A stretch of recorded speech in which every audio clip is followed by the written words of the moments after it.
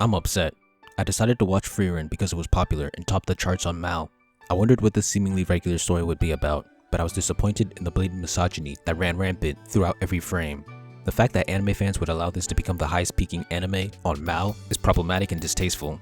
In this video, I will be exploring the misogyny in Funeral Frieren.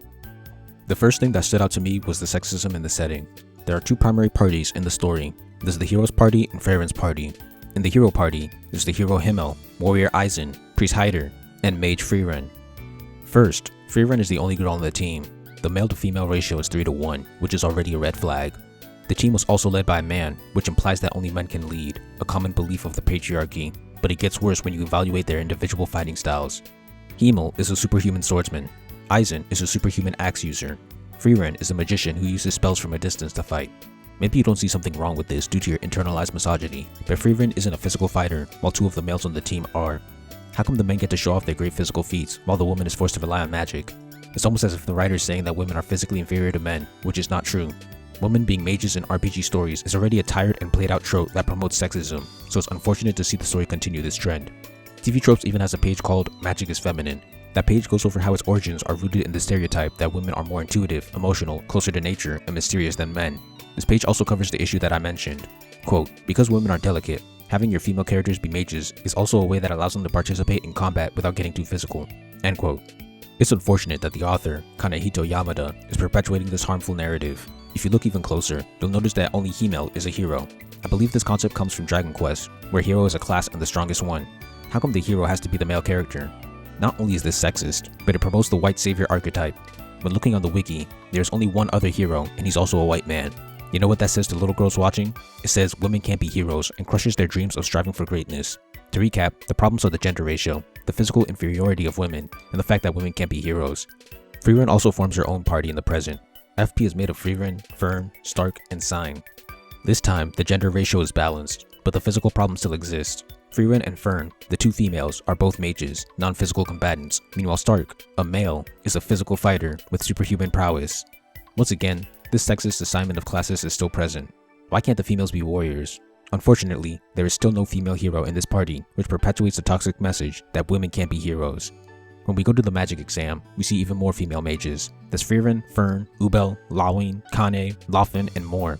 If you look at all the contestants, 10 of them are females out of 18.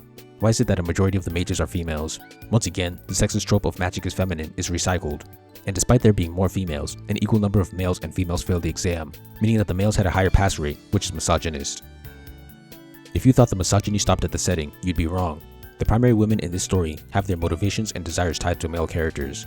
Why does a woman's personal desires and motivations always have to be tied to a man? Let's start with the titular protagonist. What is Frieren's main hobby? Collecting spells. Why does she do this? Because Himmel, a man, complimented her on these spells. Why does Frieren want to change the way she deals with time and humans? Because of what Himmel said to her, and his death. The story is even measured in X years after his death, due to the patriarchy. Why does Frieren decide to help random people? Because it's what Himmel would do.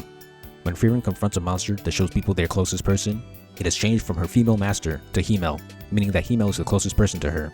Everything about Frieren revolves around some dead white man, just like America. To make matters worse, Himmel had romantic feelings for her, meaning that her entire existence is reduced to her being a love interest for a man. And you know what the ultimate goal of her journey is? To find a way to revive the dead white man that her life revolves around. Fern faces similar problems. She's introduced to us as the apprentice of Heiter, a man. Women just can't exist on their own in this story. Her primary motivation in her first episode is becoming a powerful mage for her master's sake, not her own. When she encounters the same monster I mentioned before, she sees Heiter, meaning that he's the closest person to her. The patriarchy strikes again. Why couldn't it have been her mother, who we know existed and was briefly shown? To make matters worse, she also becomes the love interest of Stark, reducing her character to a simple love interest for a man, just like Frieren. The next problem has to do with the character designs. Look at what the titular character wears. Why does she wear a skirt? Is Yamada-sensei telling us that women can only wear skirts? Why can't she wear pants? What's worse are the tights she wears underneath, which sexualize her legs. This is so objectifying. The pajamas she wears to bed are even worse.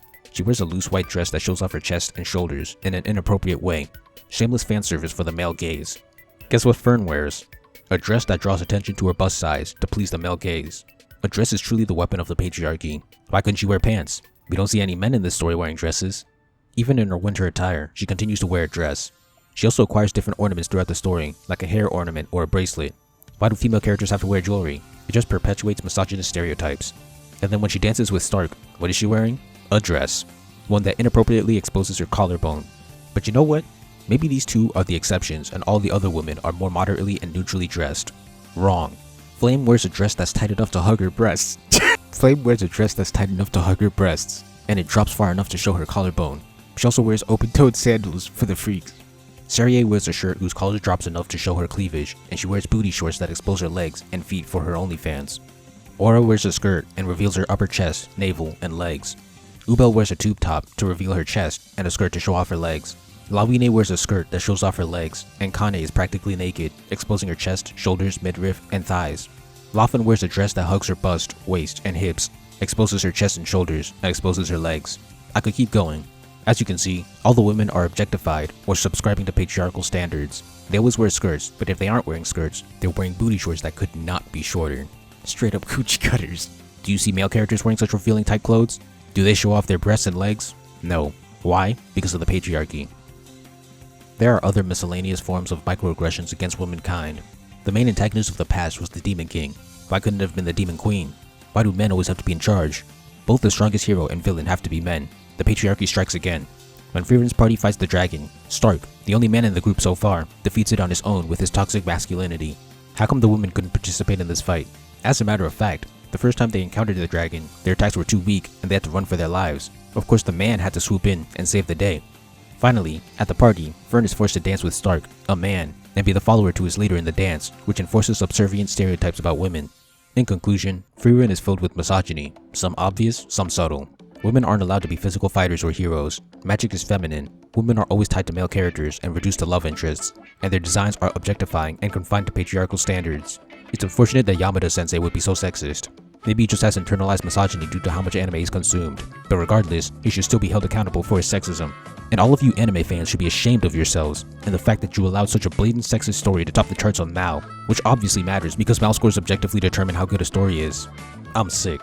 That's all I have to say to you.